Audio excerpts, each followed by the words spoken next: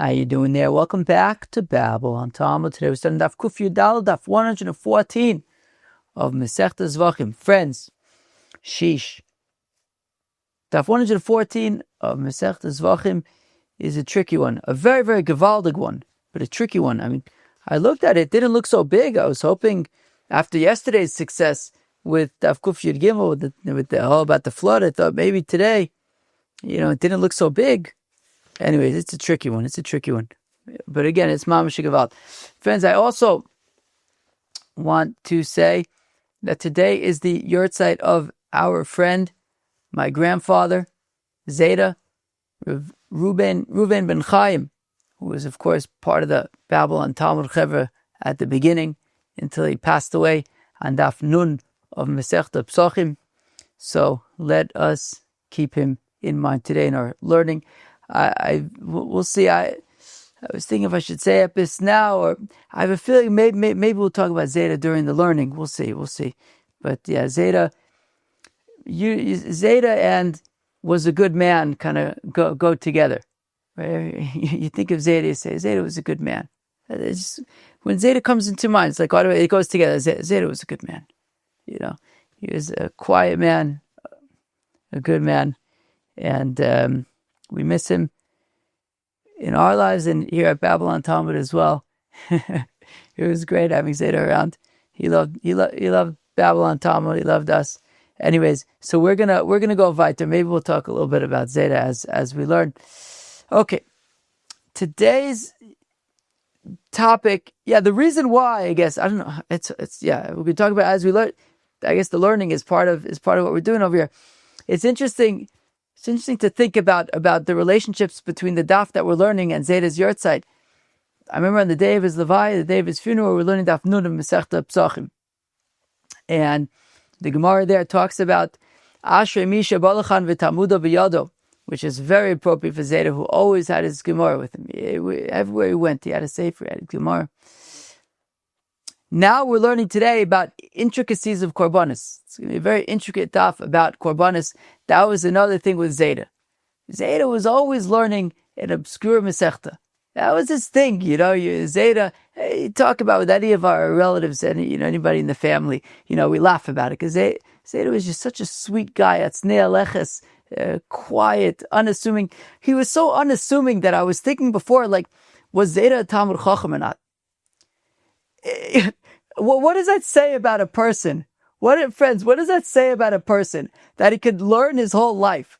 He's a rabbi. He could spend his whole life learning, and you don't even know if he's a Talmud Chacham. He's such an onav. How could he not be? I don't know how he could not be a Talmud Chacham. He was mamish learning all day. But he would learn the basics. He would learn Tanakh. He would learn Mishnayos. He would learn Gemara. But what does it say about a person that he can spend his whole time learning and his whole life learning and you're not even sure if it's a Talmud Chacham? I don't really understand how he can't be a Talmud Chacham, the amount that he learned, but he's just such a quiet person that you don't know what he knew. He didn't say anything. Nobody asked. He didn't need anybody, no fanfare. He didn't care what anybody thought about him. Zeta was a special person. So anyway, so what we were saying about, so what I was saying is that Zeta was always learning some kind of, we always joke about it, he was always learning some kind of obscure Masechta. He'd make a siyum on Masechta Tamura or something like that. He always was learning Mishnayos, Tyrus, Kalim, Anyways, so today's daf, we're learning about the intricacies of korbanis, which is, I think, an appropriate topic for Zeta. You would just, in a very quiet, unassuming way, he would learn Daf Kuf Yud Daled of Masechta Zevachim, figuring out all of these details in his kind of quiet, unassuming, humble way. So let us try to quietly, unassumingly, and humbly learn Daf Kuf Yud Daled of Masechta Zevachim. So the first part of Daf Kuf Yud Daled, we will discuss understanding the ptur of certain korbanos bachutz, right? Of course,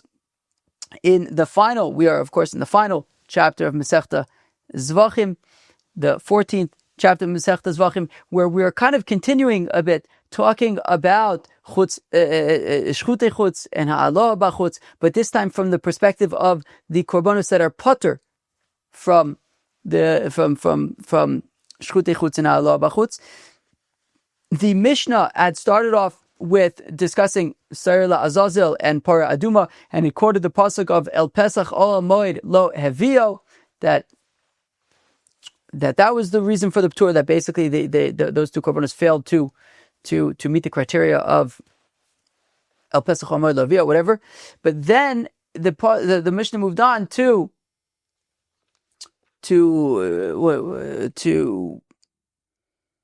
Roveya, Nirva, Muktzah, Nevad, Mechir, Esnan, etc., etc., etc. And there it quotes a different pasuk of La'akriv Korban LaHashem Lifnei Mishkan Hashem. And the question, so the Gemara is going to understand how come those korbanis are being excluded from a different pasuk than Sar Azazel and Para Aduma were. So that's going to be a very intricate discussion.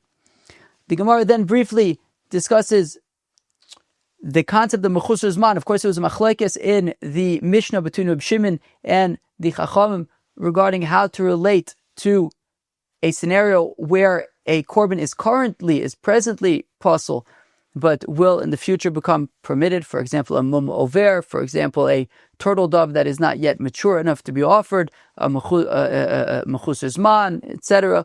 So we'll discuss a little bit the machlokes between Reb Shimon and the Chachamim, and then finally, the last section of today's daf is Reb Shimon's lo saisif from mechuser zman. In the Mishnah, as we just mentioned, Reb Shimon had said that a korban that is presently cannot be offered, but in the future will be able to be offered. So if you offer bachutz, you're in violation of a lo saiseh. What is the lo saiseh that Reb Shimon's talking about? What's the nature of it? Where does it apply? That is going to be the final section of the final chunk of today's daf. So friends, let us jump in to Daf Kuf Yud Daled of Masechta Zevachim.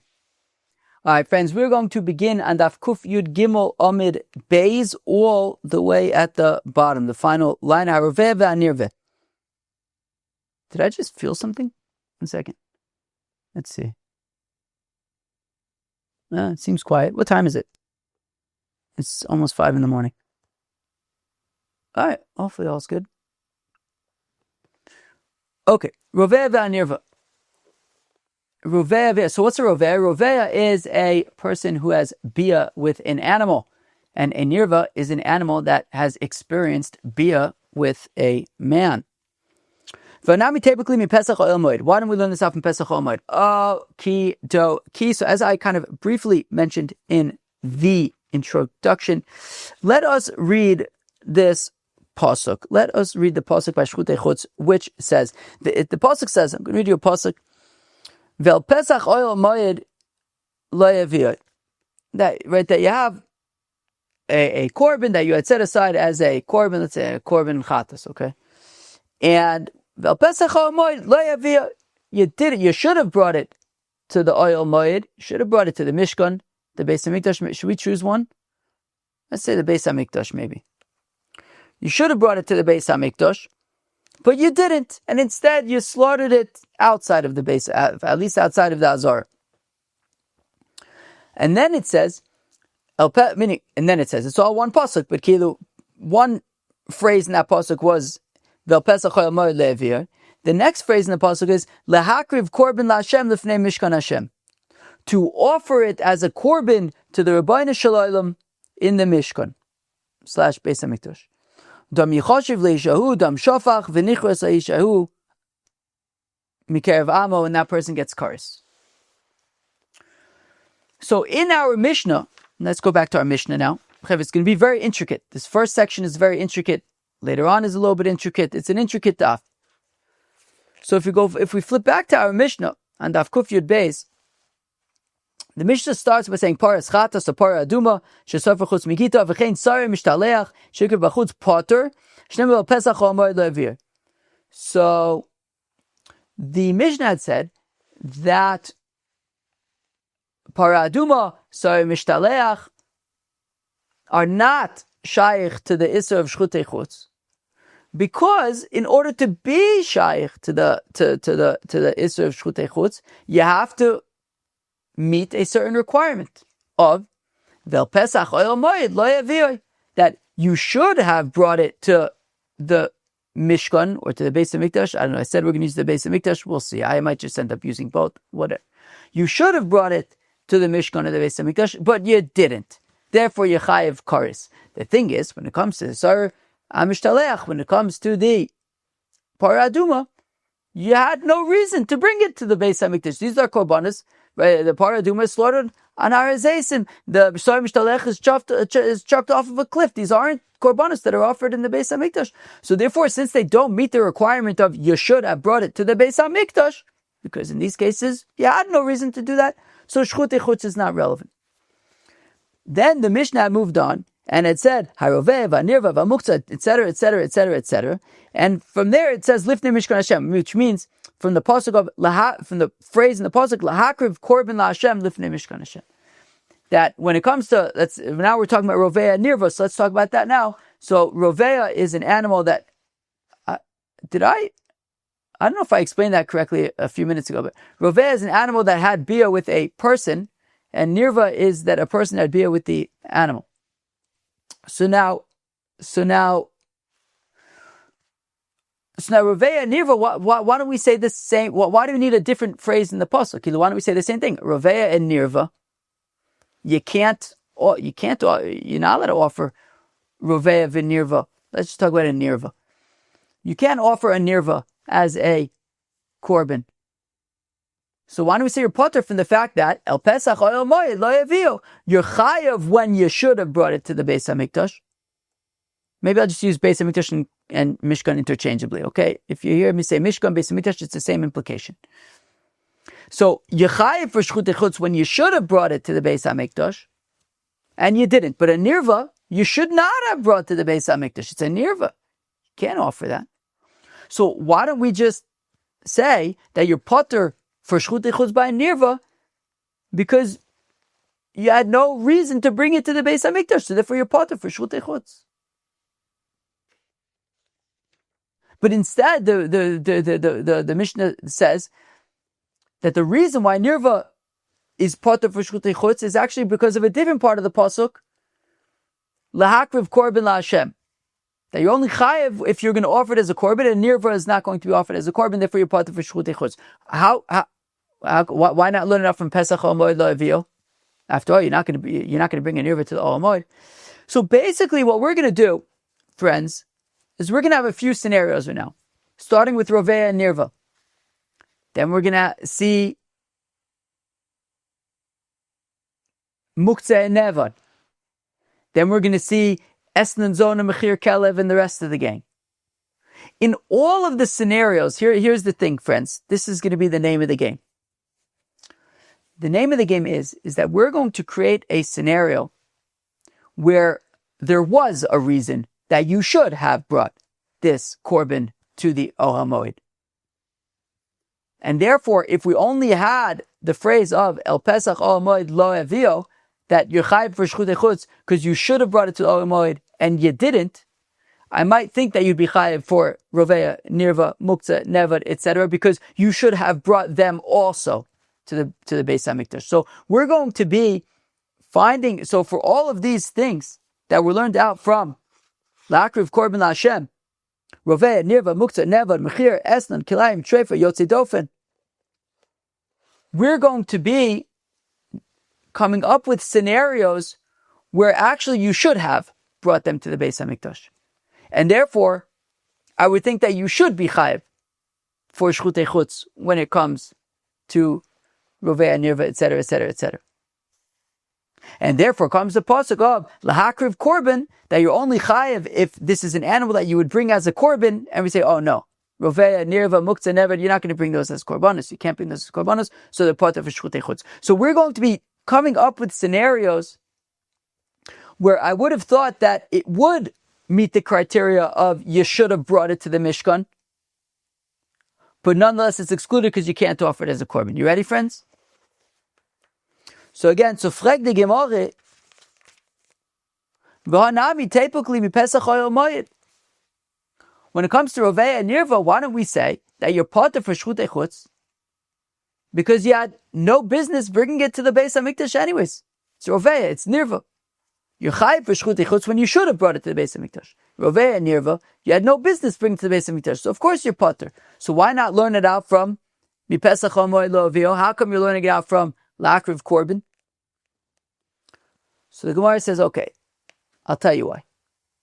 Okay, so we say, look, you know what? I can answer for you Rovea and Nirva, and then he's going to say, Ella Muktzah v'Nevad, but how do we explain Muktzah and Nevad? Okay, how can I explain to you Rovea and Nirva? Here's how. So, in the event, so let's say you have Ruvain, and you have Ruvain the Yid, and you have Sarah the U. You have Ruvain the Yid, Ruvain the Id, and Sarah the U. Instead of Yid and U, Id and U. Ruvain the Id, I think technically in Yiddish, I'm not much of a Yiddishist, just a shtickle Klaussprach that I learned in YU. I think in Yiddish, right, Yid is spelled Aleph Yud Daled. So how is it pronounced? Is it pronounced Id or Yid? I mean, everyone says Yid, but I say like Vus Machta Id. Id. Right? I don't know. Just trying to. Okay. So you have Reuven the Id and Sarah the U. Now, okay, so if Reuven the Yid, maybe let's go with Yid. If Reuven the Yid had Bia with Sarah the U, we got to stick with U though, because that's how we do it at Babble and Talmud. So then Sarah the U was already a Nirva. And then Reuven the Yid says, Sarah the U, I'm going to bring you as a korban. So, of course, he has no business bringing that to the Beis HaMikdash. Of course, he has no business bringing Sarah the U, who's a Nirva, Milchatchila. Of course, he has no business bringing that to the Beis HaMikdash. And of course, he'd be potter for Shchutei Chutz because it doesn't meet the requirement of El Pesach or Moed Lo Avio. You should have brought it to the Beis HaMikdash. No, he had no business bringing it to the Beis HaMikdash. However, we're talking about a scenario where it's fakert, it's the other way around. Reuven the Yid, for whatever reason, needs to bring a korban chatas. Or it could even be a korban shlamim, whatever it might be. And he says, Sarah the U, I'm going to bring you as a korban. Well, at that point, okay. El Pesach o Moed Lo Avio, okay, bring Sarah the U as your korban. But he didn't. He didn't bring Sarah the U as a korban. Instead, Reuven the sick Yid, he had Bia with Sarah the U instead. So now, Al Pesach or Moed Lo Avio, he should have brought it to the base. He should have brought it to the base of as a korban, but he didn't do that. Instead, this sicko, he had Bia with Sarah the U.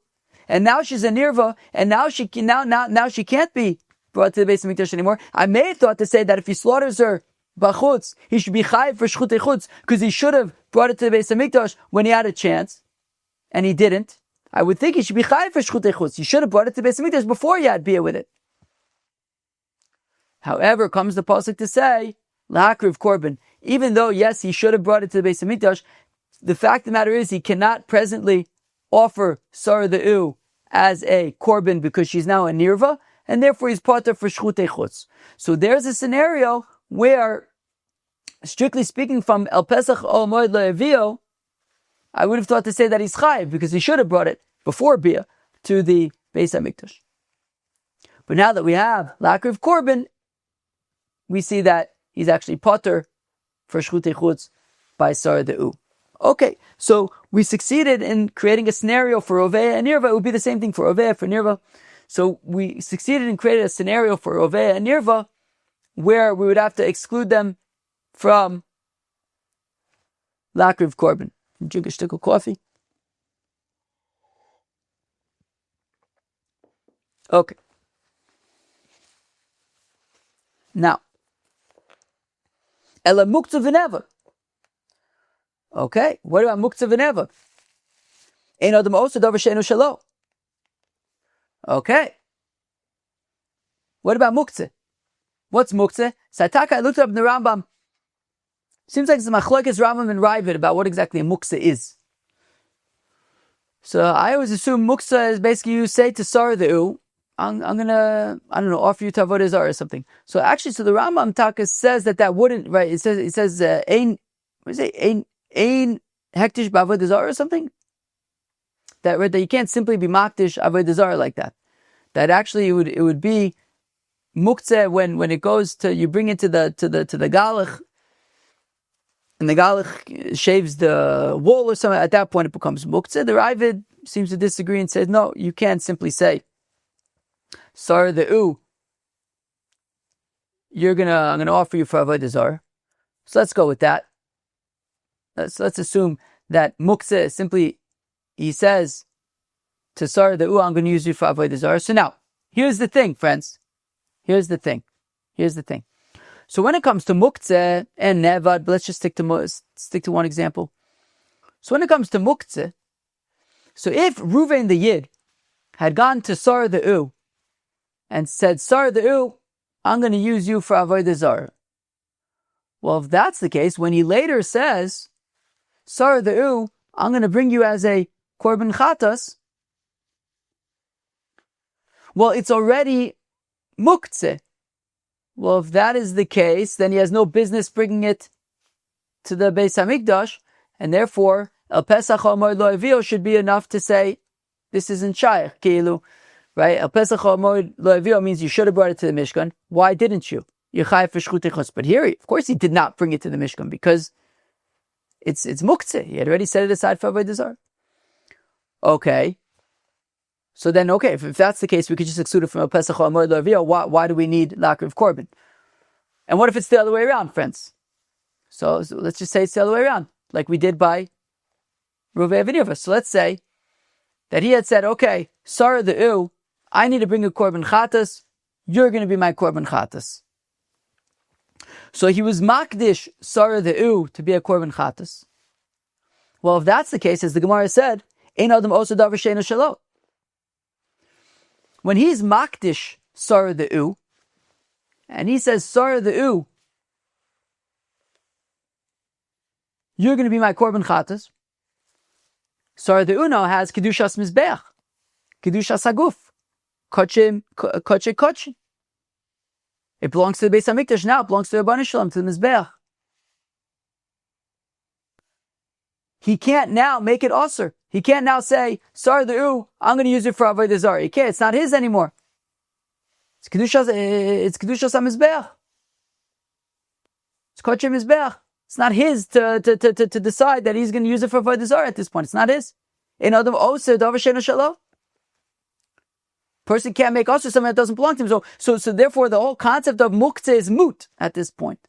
Once already, he says, Sarah the U, I'm going to bring you as a Korban Chatas. He can't be Maktzeh, I think is the way to say it, anymore. So again, how would you have a scenario of Muktzeh where he should have brought it to the Beis HaMikdash and he didn't? And therefore I'd have a havmin to say that he's chayav for shchutei chutz. If it was already Muktzeh before he made it into a korban, well, milchatchile he shouldn't be bringing it to the Beis HaMikdash. And if he had already been makdish it to be a korban, well then it can't become Muktzeh because they now also davar she'eino shelo. So says the Gemara, "Bekachim kalim v'aliv d'Rabbi Yosef glilu d'Amar kachim kalim b'amin ba'ilemu." The Gemara answers, I'll tell you how. We were assuming that Ruvain the Yid needed to bring a korban chatas, and he was saying to Sarah the U, you're going to be my korban chatas. And you're right, that's Koche Kodshim, it's Koche Mizbeach, and it's not his to now make Muktzeh. However, what if he had said to Sarah the U, you're going to be my korban shlomim. I want to bring a korban shlomim to the Beis HaMikdash. Sarah the U, what do you say? You and I, we take a trip to the Beis HaMikdash, and then I'll go home and eat you. But you'll be a korban shlomim. That's why you were born, to be a korban shlomim. It's about the highest thing that you can hope to achieve is to be a korban.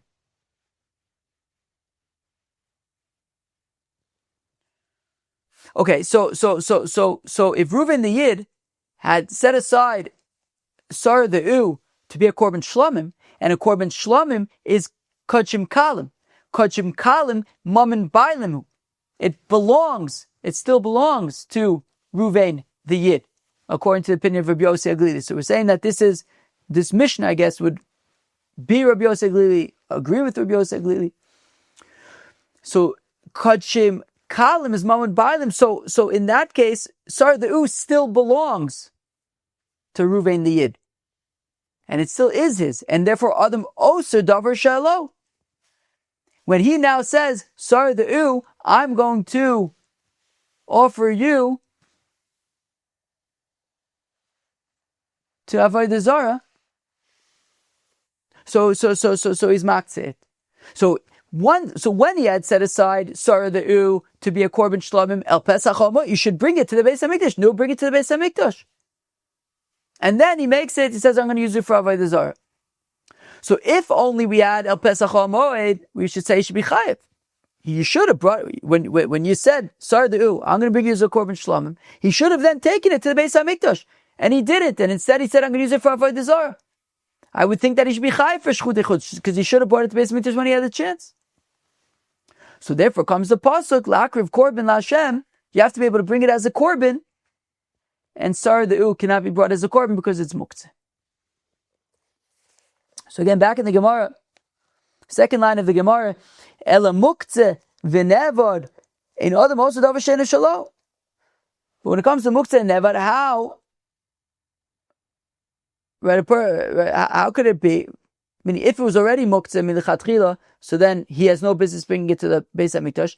And if you first made it into a korban chatos, so then how can he make it osir? In other also davar she'eino shelo. Because they're not talking about a chatas, we're talking about an osham. Or another kind of kachim kalim. And according to Rabbi Yossi Aglili, the Amar who says kachim kalim mamin bailimu, which means that the kachim kalim, the Sarah the U, the shlomim, does in fact belong to Reuven the Yid, and he can therefore make it muktzeh for Avodah Zarah. Tisanya, as we learn in a brayse, umar lamal b'Hashem, that the pasuk says, this is a pasuk by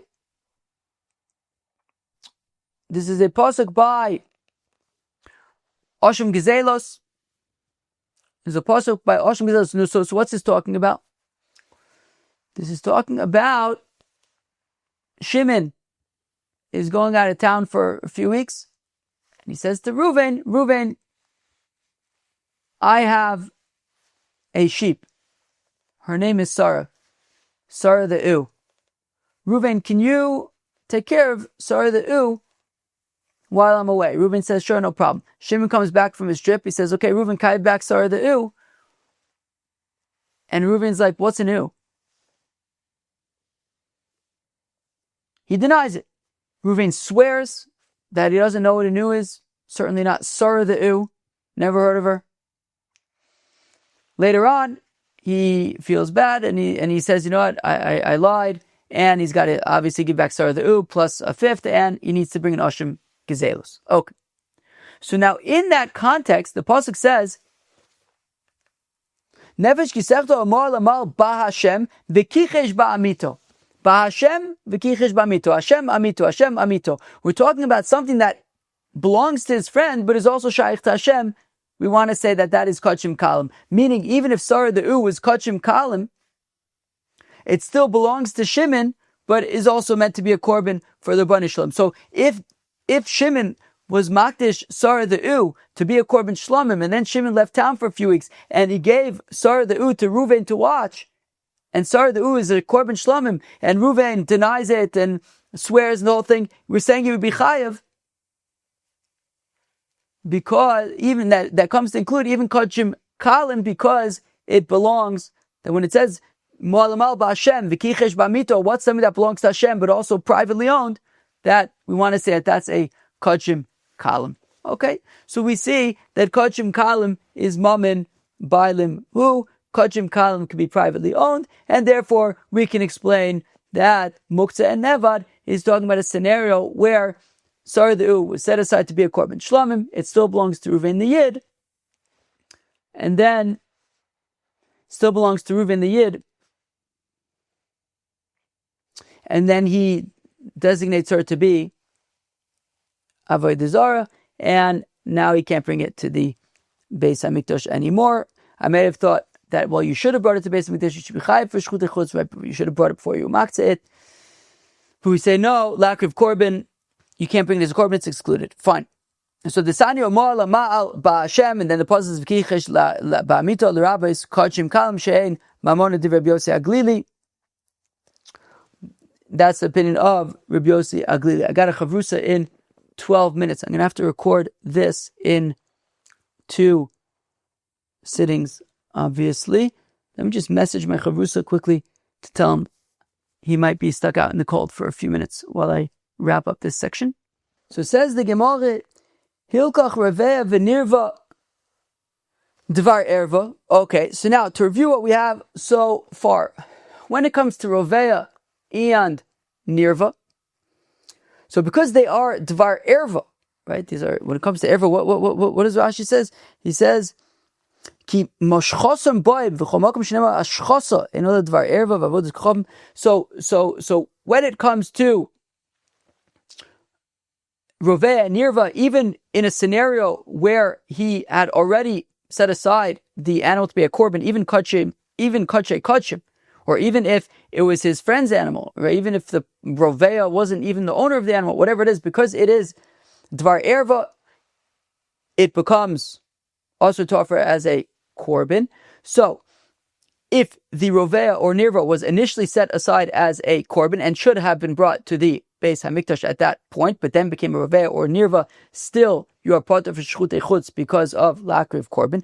Muktzah v'nevad avodas kolchavim b'kodshim kalim. When it came to muktzah and nevad that we just discussed, which is being set aside for avodah zarah and used for avodah zarah, we said it's talking about kodshim kalim, which is owned by, right, Reuven still owns it, and therefore he can make it into avodah zarah, and he should have brought it to the Beis Hamikdash before making it into avodah zarah. Now, esnan umechir kilayim yotzei dofen bevaldos kodshim kosover valde kodshim baviosin hein kidoshim. Okay, and now the final scenario.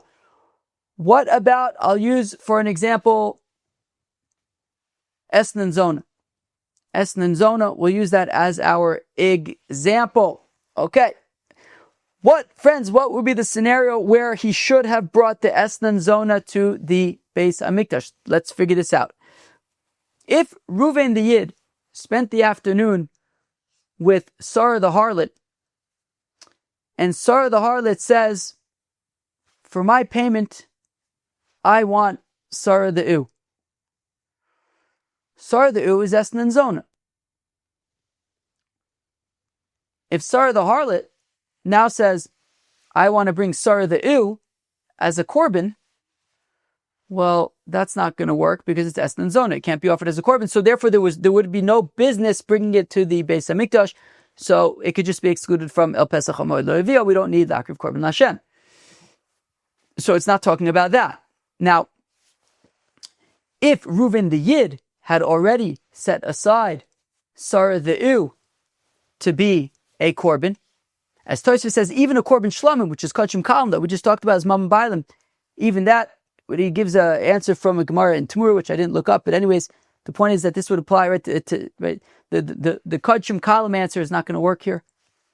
So anyways, if Reuven had already set aside Sarah the U, Reuven the Yid had set aside Sarah the U to be, let's say, a korban chatas. Let's just make kodshim nice and easy. So if Sarah the U was already a korban chatas, right, set aside to be a korban chatas, and then Reuven the Yid spends the afternoon with Sarah the harlot, and Sarah the harlot says, I want to be paid with Sarah the U. Sarah the U cannot become Esnan Zona. As Rashi says, the ein Esnan Mechir Chol ala Mukdash and the Fishen and Shelo. That Esnan Zona isn't going to be Chal on Kachim. If Reuven the Yid had already set aside Sarah the U to be a korban, it cannot become Esnan Zona at this point. So again, back to the question is, when would there be a scenario where Sarah the U should have been offered as a korban, but then became Esnan Zona? Because if it was already Esnan Zona, then there was no business bringing it to the Beis HaMikdash at that point. If it was already a korban, then it can't become Esnan Zona. So the Gemara answers, you know what it's talking about? Okay, you ready for this, friends? You ready for this? Reuven the Yid set aside Sarah the U to be a korban chatos. Sarah the U is pregnant. You know who's in Sarah the U's belly? Sarah Jr. the U. Sarah Jr., the unborn U, Sarah Jr., the fetus. Now, when Reuven the Yid sets aside Sarah the U to be a korban chatas, well, he should bring Sarah the U with, obviously, Sarah Jr., the fetus, to the Beis HaMikdash as a korban. And therefore, Sarah the fetus should have already been offered as a korban. But no, that's not what happened. Instead of going to the Beis HaMikdash, Reuven the Yid spent the afternoon with Sarah the harlot. And at the end, Sarah the harlot says, Reuven the Yid, please pay me with Sarah Jr. the fetus. That's what I want to be paid with. And there's a machlokes, but the Gemara says that we're talking about the opinion who says that when you have a scenario like this, where you have Sarah the U, and Sarah the U is a korban, and it's pregnant with Sarah Jr. the fetus,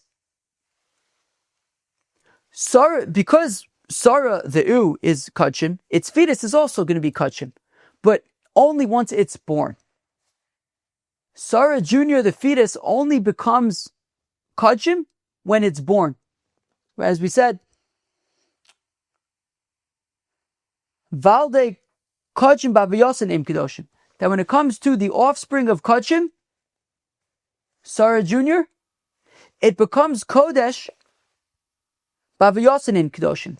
B'havayosin, when they are born, that's when they become holy. And therefore, since Sarah Jr., the fetus, is unborn, it's not yet kachim.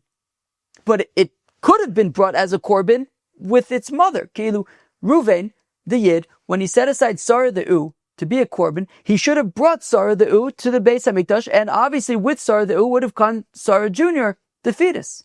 So Sarah Jr., the fetus, could have been brought to the Beis HaMikdash already, and should have maybe been brought to the Beis HaMikdash already.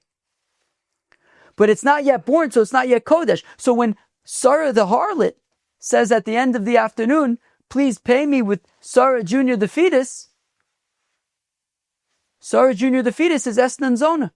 So here we have a scenario where Sarah, and then it's born, and it's kodesh, and it's slaughtered outside.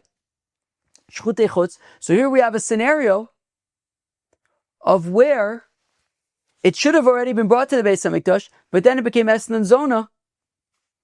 So I may have thought, if it's based on the pasuk of El Pesach Amor Lo Evio, that, well, you should have brought it to the Beis HaMikdash when it was still in its mother.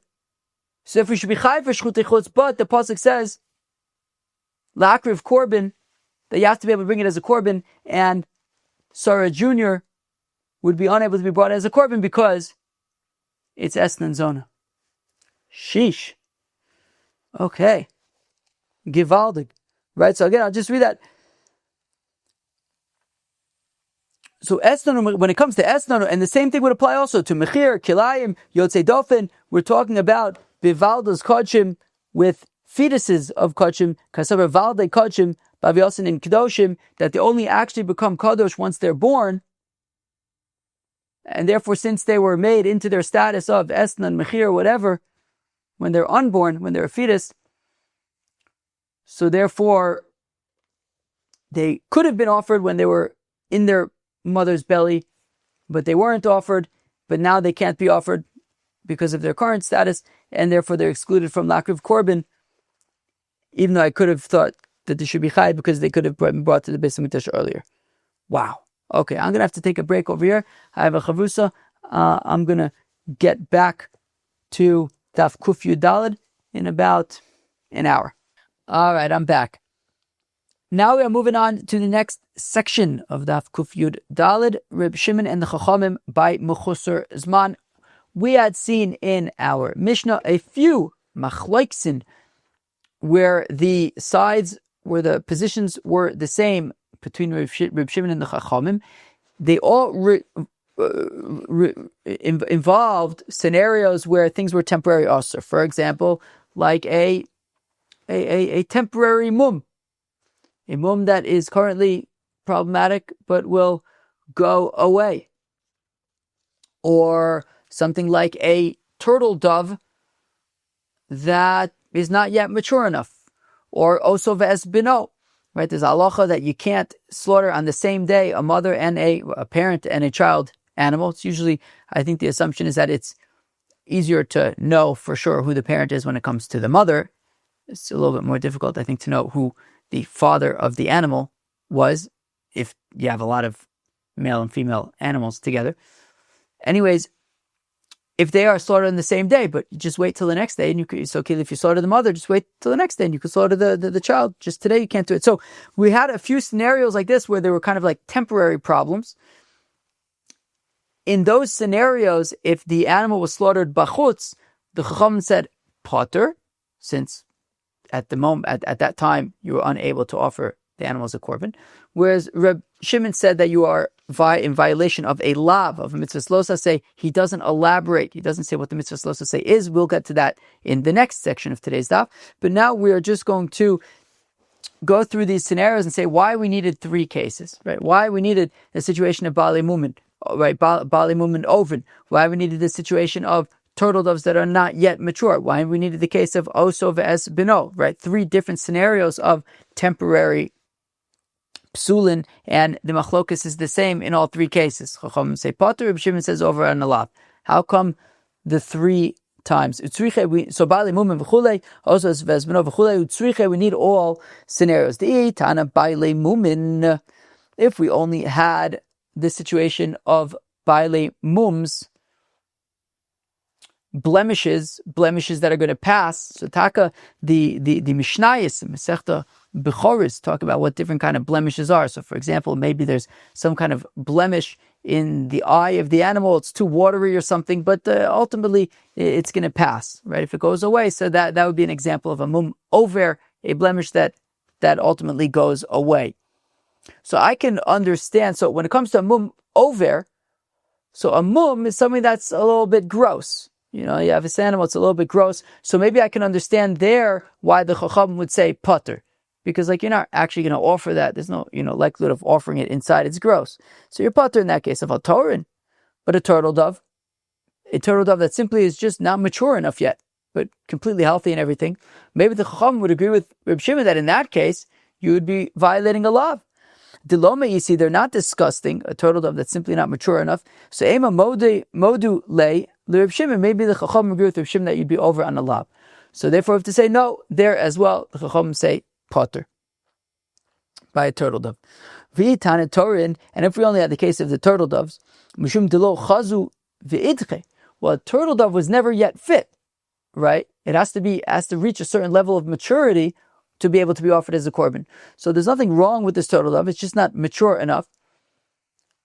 So in that case, the narrow case, Reb Shimon says you'd be chayev for slaughtering bachutz, this turtle dove, where there's nothing wrong with it. It's just not mature enough.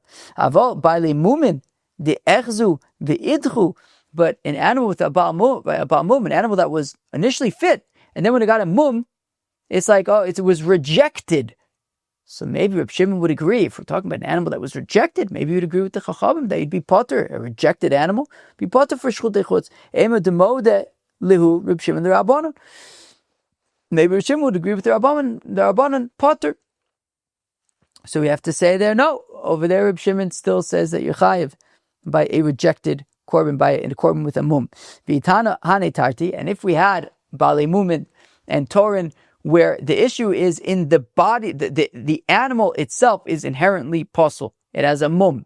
It's not old enough. There's nothing you can do. You can't offer this. Mishum de psula de gufayu, there's a psul in the actual bird itself, or the actual animal itself. Aval osov has beno, but a scenario where there's nothing wrong with the parent animal, there's nothing wrong with the child animal. They can both independently be offered as korbanis. The only thing is that together you can't offer it. The psula me alma ka'asila, and so there's nothing inherently wrong with either one of these animals, just that you have a person who came and shechted the first one, and now they shechted the problem one. The second one, that's where the problem comes with, is that it was a human error, right? A person came and there's nothing wrong with either one of the animals, just a person wasn't allowed to slaughter them both on the same day, and they did, but nothing wrong with them. So maybe in that case, the Chacham would agree with Reb Shimon that it should be Osir. You'd be over on a well, either way it's Osir, but that you're over on a lav. So Ema Modu le Rabbanan Reb Shimon. Maybe the rabbis would agree with Reb Shimon in that case. Tzricha there therefore we need all scenarios. I imagine according to Chacham, it's also Osir, just that you're ptur for it.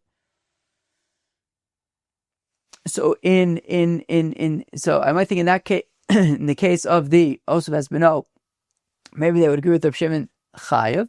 So we have to say there, right, they're over on a lob. So you have to say there as well that the Chacham still say that even by Osir Esbeno, you are ptur. Tzricha, therefore we need all three cases. Okay, and now we get up to the third and final chunk of today's daf.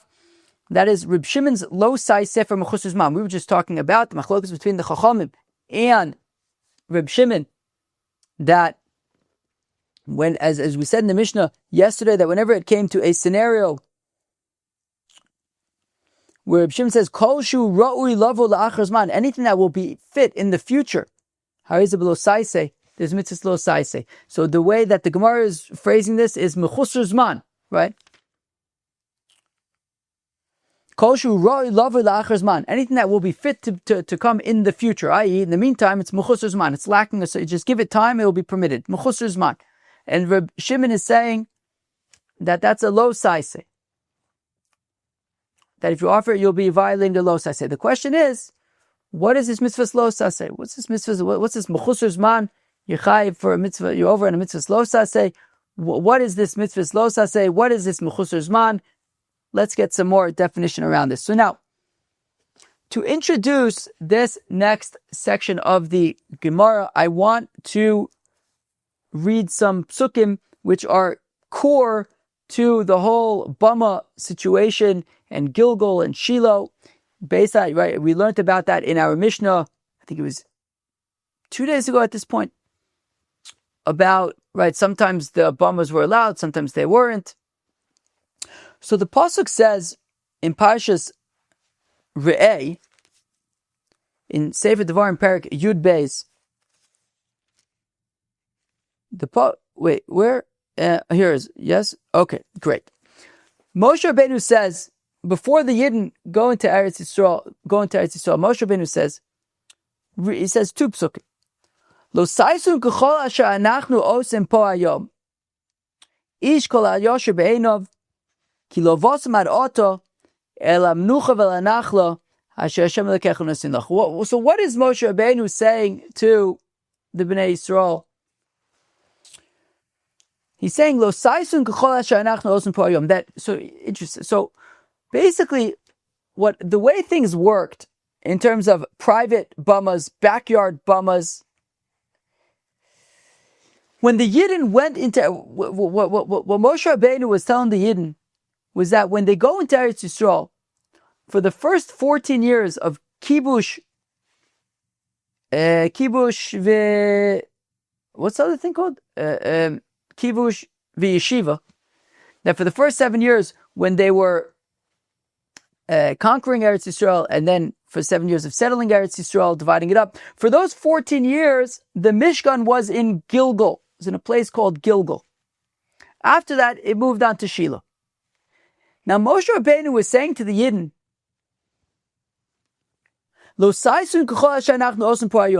right now, we're in the desert.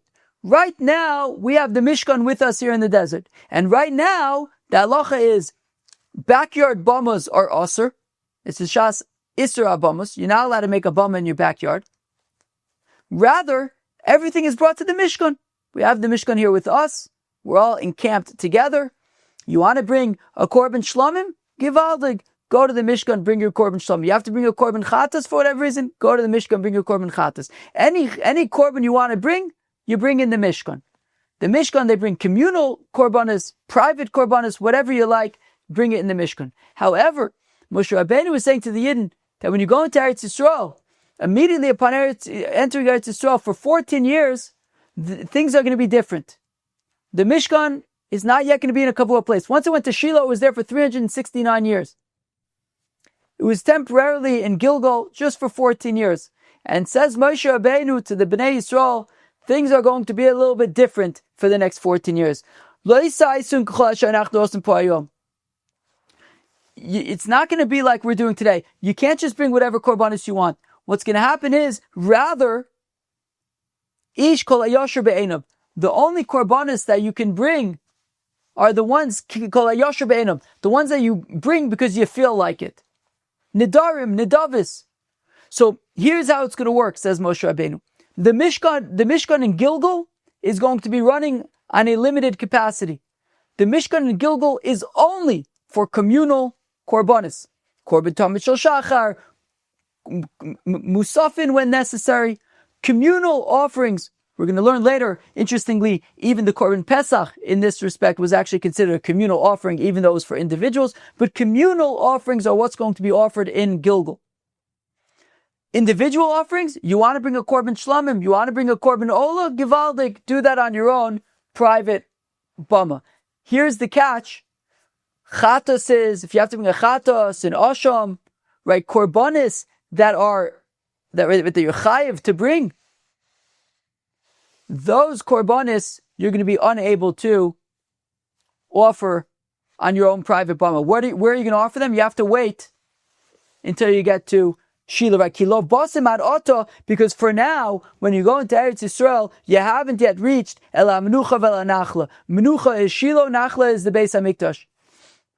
That when the Mishkan is in menucha, when the Mishkan is in Shiloh, or nachla when it's in Yerushalayim in the Beis Hamikdash, so then you could bring right? Then you could bring all the korbanos. You need to bring a chatas, and you bring an asham. You have some kind of a chiyuv that you have to bring. You could do that in the Mishkan at Shiloh. You could do that in the Beis Hamikdash.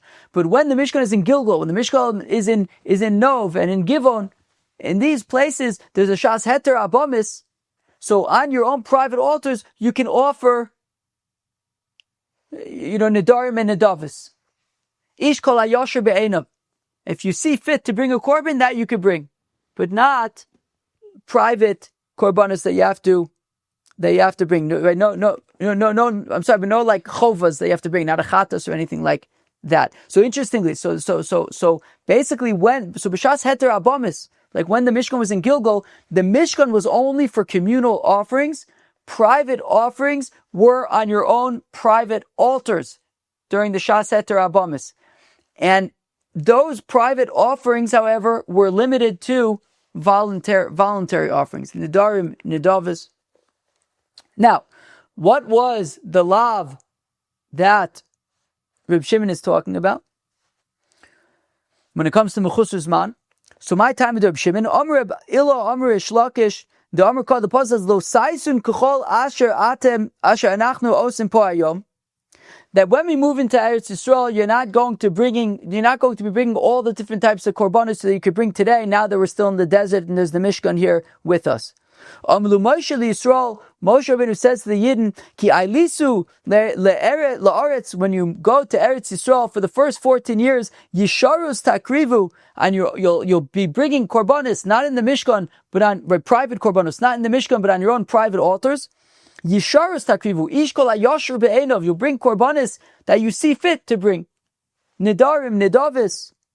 Chovis lo takrivu. You're not during this period going to be bringing chovis, korban chatas, korban oshim, things like that.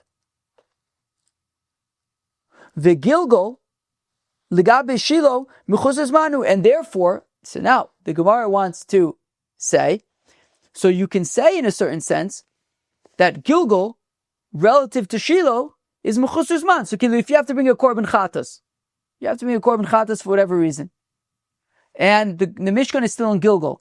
So you set aside an animal, let's say, I guess. You say, Sarah the U, you're going to be my korban chatas. The thing is, you have to wait now.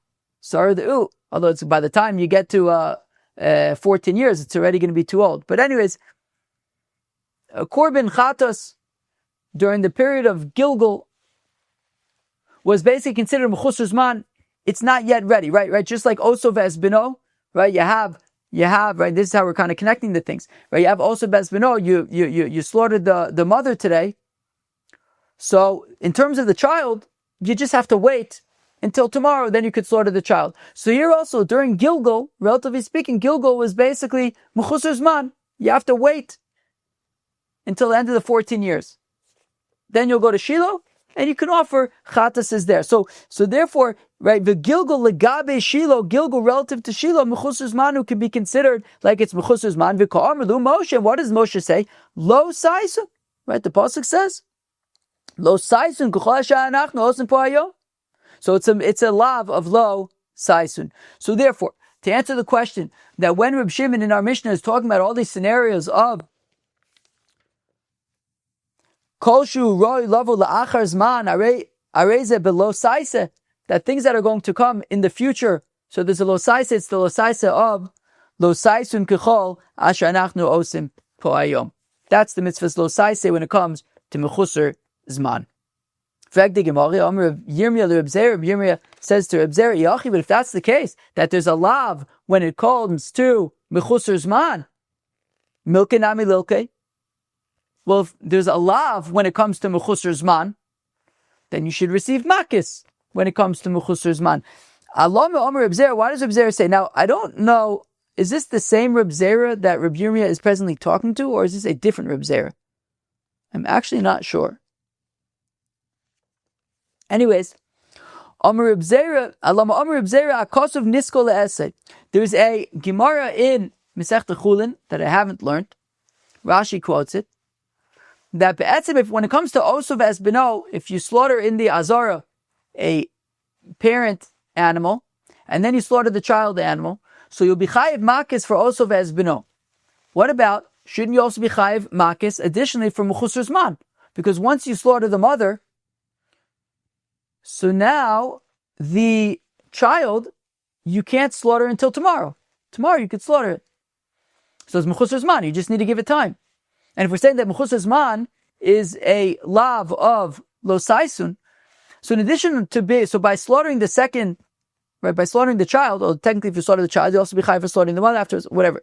Those are technicalities of also Esbino. I think that's correct. But whatever it is, we said that the second person who slaughters, in our example, the child animal, saying that the second person will be chayav for violating also Esbino. Lo sishchatu biyomecha. But shouldn't you also be chayav for mechuser zman? And there in the Gemara in Chulin, Reb Zera gives an answer. Right? He says, "Akos of nisko le'esei." Whatever the answer is over there, there's an extra essay over there to say that whatever it is. Reb Zera says that right there you're potter for mechuser zman. But why should you be potter for mechuser zman? You should be chayav makis. So the Gemara answers, Hane mile lirabonon Reb Shimon Achinami. To which the Gemara says, sure, we're saying right now that according to Reb Shimon, you'd be in violation of lo saisun. And according to Reb Shimon, sure, there would be a chiyav makis for mechuser zman. However, the Chacham disagree with Reb Shimon and they say potter, right? So therefore, you could say that the Gemara in Chulin is according to the Rabbanan, and that's why we're giving an answer and explaining why there's no Chiyuv Makis for mechuser zman when it comes to Osav Ezbino. Alternatively, Rav Nachman Bar Yitzchak Omar Pnim de Gilgul Legabe Shilo Kechutz Dami. Rav Nachman Bar Yitzchak says that also there's one more aspect of Lo Saisun, right? What's Lo Saisun? We said that, Gilgul relative to Shiloh is mechuser zman. You just have to wait until Gilgul is over, then you're at Shiloh and you can bring whatever korbanis you want. So therefore, Gilgul legabe Shiloh is mechuser zman, and it says Lo Saisun. So therefore, we had drawn the conclusion that mechuser zman is this lab of Lo Saisun, and that's what Rav Shimon's talking about. The thing is that there's one more aspect here, and that is, since this korban can only be offered in Shiloh, so offering it in Gilgul, even in the Mishkan in Gilgul, offering a korban chatas for a yachid, for example, even in the Mishkan in Gilgul, is considered like bachutz, because it needs to be in Shiloh, and this is outside of Shiloh. So there's an added element as well, which is that mechuser zman plus bachutz, you'd be chayiv, you'd be over on the lab. But in the case in Chulin, it's talking about where that is also Ezbino scenario was going on in the Azar. So it wasn't bachutz. And therefore, while also Ezbino is relevant, in terms of the lav of Lo Saisun by mechuser zman, it wouldn't exactly apply in that case since it was in the Azara. Reb Shimon is talking about, according to Rav Nachman Bar Yitzchak, mechuser zman bachutz, which is the scenarios in the Mishnah that we're talking about bachutz, and also in the case of Gilgul relative to Shiloh, we're also talking about not just mechuser zman, but also bachutz. Rabba Omar, Rabba wants to explain, and this is the last kind of push of the daf, the last kind of thing we got to work through. There's like a few lines after that, but this is the final kind of piece that we got to push through. Nothing too crazy. Rabba says that the following is the mitzvahs lo saseh that Reb Shimon is talking about. It says Rabba Talmud Reb Shimon that the reason for Reb Shimon is kedesana that we learn in the Brayso. Reb Shimon Omer says Reb Shimon, Minayin the zoveach pesach bebomas yochid b'shas isra abomis shublo saiseh. How do we know that during a time of isra abomis? So we're going to explain the Brayso one way, but we're going to end up turning it around. So the way that we're explaining it now is not actually, don't draw conclusions from the way we're explaining it now, because we're going to change our definition of it in a few minutes. But anyways, Pashtus is, Minayin, I don't know, the Zoveach Pesach. So it's the 14th of Nisan, and you are slaughtering a korban Pesach. Bibamas Yachid, you decide that you're going to slaughter your korban Pesach in your backyard. B'shas Isra Abamas. Now it's during the time that there's the Beis HaMikdash. As we learned in the Mishnah, once the Beis HaMikdash was built, Bamas were never allowed anymore. And nonetheless, you built a Bama in your backyard and offered your korban Pesach on it. Shub lo saiseh. How do we know that you're in violation of a lo saiseh? Talmud Omar, the pasuk says, lo suchal lizbayach es hapasach. You're not allowed to slaughter your korban Pesach. It says, bachat sharecha sheshem nosechem nosen loch. Okay, you'd be in violation of lo suchal lizbayach es hapasach. That's the law you'd be in violation of. Now, Yachol af b'shas heter abamiskin. Is it possible? What about b'shas heter abamis? What about in Gilgul? That's at least what we're assuming for now. What about when the Yidden were in Gilgul and a person offered their korban Pesach on a private altar? Would it also be also then? Talmud Omar, the pasuk says, "Be'achad sharecha lo amarti l'cha ela b'shas shekol yisrael nechnosim b'shar echad." So it says, Ba'achat sharecha, it's only going to be asur on a bama at a time that you're supposed to be bringing your korbanis to the, that everybody's supposed to be bringing it together. I.e., we're saying that this isur of offering the korban pesach on a private bama will only be when there's Ba'achat sharecha, when everyone is, offering supposed to be offering the korbanos in, like Yerushalayim, for example, let's say. We're going to throw this all out in just a second. Now, Amos, when we had said in the Reisha that you are in violation of the law of lo sucha lizbochas Pesach when you, right? So it's shas isra abamis, okay? So it's shas isra abamis. You're supposed to be going to the Beis Hamikdash. Instead, you build a bama in your backyard and you offer your korban Pesach there, where it said you're in violation of lo sucha lizboch. Lo sucha lizboch is a Pesach. So now, Amos, when are you going to be over on this law? Inema acher chatzos. Well, if we're talking about after chatzos on erev Pesach, so that's the time. That's the tiny little window of the entire year that you have to actually offer a korban Pesach. In that case, you would have to bring it to the Beis Hamikdash. So you wouldn't simply be violating a law. You'd be chayiv karis shchutei chutz. You'd have to bring it to the Beis Hamikdash right now. Karis nami mechayiv, not just a law, but also it should also be karis. El lav kodem chatzos. Rather, the Gemara wants to conclude from here, it must be talking about before chatzos, and we're saying because it's mechuser zman, you're over on a lav. Because it's not yet chatzos, you're offering the korban Pesach, and it's not yet chatzos, and we're saying that you'd be chayiv because it's mechuser zman. So Rabba wants to argue, we're gonna throw this out in just a second. Rabba wants to argue that the lav that Reb Shimon is talking about is mechuser zman, and it's coming from here of lo sucha lizbochas Pesach. That's where we learn it from. So it says the Gemara, no, la'olam la'acher chatzos. Really, it's talking about after chatzos.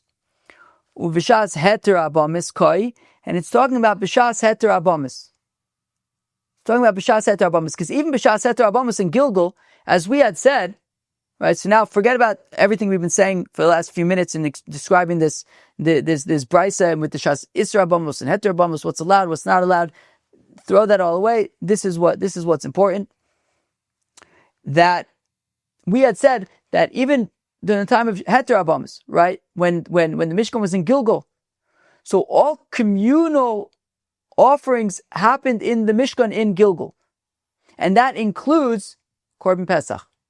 It includes korban Pesach. Korban Pesach was a public offering and it needed to be done in the Mishkan in Gilgal. So alav kodem chatzos, so l'olam la'achar chatzos. It's talking about after chatzos. Uvishas heter abamis koi. And it's talking about at a time when bamis were mutter. It was talking about a time when bamis were mutter. And we're talking about a time when bamis were mutter, and you didn't bring your korban to the Mishkan, rather you offered your korban outside, right? You offered your korban on your own private bama. And we're saying you'll be in violation then of lo sucha lizbochas Pesach. Val b'shas isra bamas kamer. But didn't it specifically say b'shas isra bamas, that we're talking about a time when bamas are osir? So bama, where am I? So isra bama lo, heter bama l'chaver. It's a time of heter bamas, but nonetheless, for this korban Pesach, you were not allowed to offer it on your own private bama. So it was a shas isra bamas for this korban Pesach, because you really had to bring it to the Mishkan. But a shas heter bamas, however, you could offer shlomim, ola, private offerings on your private bama. But you were not allowed to offer the korban Pesach in the private bama. That you had to bring to the Mishkan. So if we're saying that when it was in Gilgal, so we're saying that it was shas heter abamas, and nonetheless you were not allowed to offer your korban Pesach on your own private bama. You had to do that in Gilgal. So if you did offer on your private bama, so we said that you're going to be violating the law of lo suchal lizbochas Pesach. Would you also be in violation of the law of shchutei chutz in that case? Yeah, I'm not sure. My brain might just be a little scrambled right now because there was a lot of very detailed stuff there. But if anybody could think of anything, let me know. I don't see anybody necessarily ask the question, so maybe I just confused myself somehow. Okay. Mechuser zman v'chulei. The Mishnah had talked about mechuser zman v'hani b'nei hashamas ninu, right? The Mishnah had said, what are examples of mechuser zman? So the Mishnah had mentioned Zav, Zava, Yoledes, Mitzora, and then we said Shekifu Chatosim v'Hashamim. And we talk about Korban Chatas. The thing is, at least for a Zav, Zava and Yoledes, a korban asham we mentioned, right? There is no korban asham for zav, zava, and yoledes. So vani b'nei hashamos nenu amar zeiri tni mitzora badai. So you should teach mitzora with them. Now our text does have mitzora. We'll get there in a second. Now olosein v'shalmein vani b'nei shlam nenu, but none of these have shlamim, right? Zav, zava, mitzora, yoledes. Nobody's bringing a korban shlamim. So Amar of Sheshes says of Sheshes Tini Nazir Badai. Teach Nazir with them. Nazir does bring a shlamim. Brings a chatas and all in a shlamim when he's done with his nazirs. The Zeir Kavua Tanoi, to Rav Sheshes lo Kavua Tanoi, Zeir's suggestion of adding mitzora that ended up included in the Mishnah, as we have in our Mishnah. Rav Sheshes' suggestion of adding a Nazir did not ultimately end up in the Mishnah. Friends, that was Daf Kuf Yudal, Daf 114 of Masechta Zevachim. On Daf 114, the first part of today's Daf, we were talking about understanding the ptur of certain korbanos bachutz, specifically all of those examples in the Mishnah that their ptur is learned from lahakriv korban as opposed to from vel pesach omod le'avio. We had explained that by Rovea and Nirva, it's talking about where you were first makdish the animal, and therefore you should have brought it to the base of Mikdash then, and then afterwards you were Rovea. So it's learnt out from Lakriv Korban. Muktzah and Nevad, we said it's talking about Kachim Kalim, where it's owned by the owner, so you could make it Muktzah and Nevad for Avodah Zarah. And Esnan, Mechir, etc. is talking about where the fetus of the animal, that the mother was made into hektish, and then the fetus was made into mechir kalev or esnan zona, etc. We discussed the machlokes in Reb Shimon and Chachamim by mechuser zman, why we needed all of the different scenarios, and we answered for that. And then we got into Reb Shimon's lo saseh for mechuser zman. What is the lo saseh? We talked about lo saisun kichol asher anachnu osim po hayom ish kol yosher be'enov. We talked about the Mishkan when the Shas Heter Abamis, the Shas Isra Abamis, and specifically the Shas Heter Abamis, all communal offerings were in the Mishkan, all private offerings were done on your own private bamas, but those were only Nidarim and Nidavis. And right, so we said Lo Saisun Kichol, right, you couldn't offer, right, you can only offer Nidarim and Nidavis on your private bama, but not korban chatas, for example, and that would be the lav of lo saisun kechol asher anachnu osim po hayom. Rav Nachman bar Yitzchak said that not only is it mechuser zman, would that be considered mechuser zman, that you have to that you can't yet offer these korbanos until Shiloh, but also specifically has to be bachutz. So it's not just simply that mechuser zman, according to Reb Shimon, has a chiyuv makis for it. It would be mechuser zman plus being outside of the Azara. Friends, that was Daf, right? We saw Rabba tried to bring an answer, but we ended up kind of throwing that out. Got a little tricky there at the end. Friends, that was Daf Kuf Yudalad of Masechta Zevachim. Hope you enjoyed. Cheers.